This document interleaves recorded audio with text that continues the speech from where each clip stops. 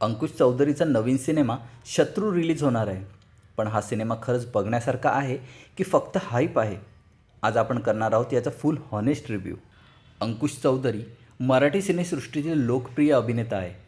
त्याने आत्तापर्यंत अनेक चित्रपटांतून विविध भूमिका साकारत प्रेक्षकांची मने जिंकली.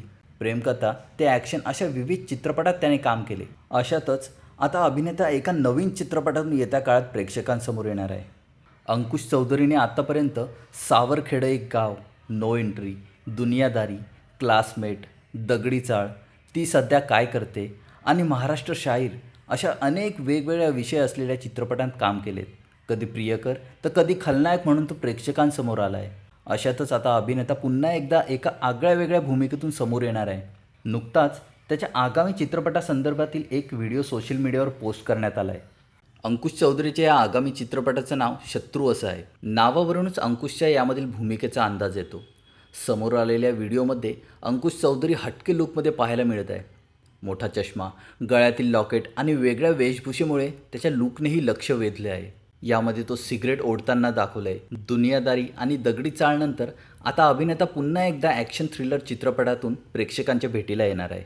शत्रू या चित्रपटाची निर्मिती अभिनेत्री प्रार्थना बेहरे आणि तिचा नवरा अभिषेक जावकरने केली आहे. तर अभिषेक जावकरच या चित्रपटाचा दिग्दर्शक व सिनेमॅटोग्राफ आहे. 2027चा सर्वात मोठा ॲक्शन पॅक अनुभव शत्रू.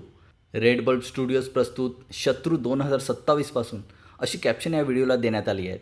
डोळ्यांवरील मोठा चष्मा, हातातील अंगठी आणि सिगरेट आणि तेच समोर सुरू असलेल्या ॲक्शन सीनमुळे अंकुश चौधरीची भूमिका नेमकी कशी असेल आणि या चित्रपटाची कथा कशी असेल याबद्दलची उत्सुकता निर्माण झाली आहे.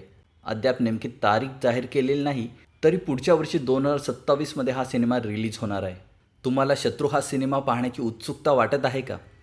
कमेंटमध्ये नक्की सांगा आणि अशाच रिव्ह्यूसाठी चॅनलला सबस्क्राईब करायला विसरू नका.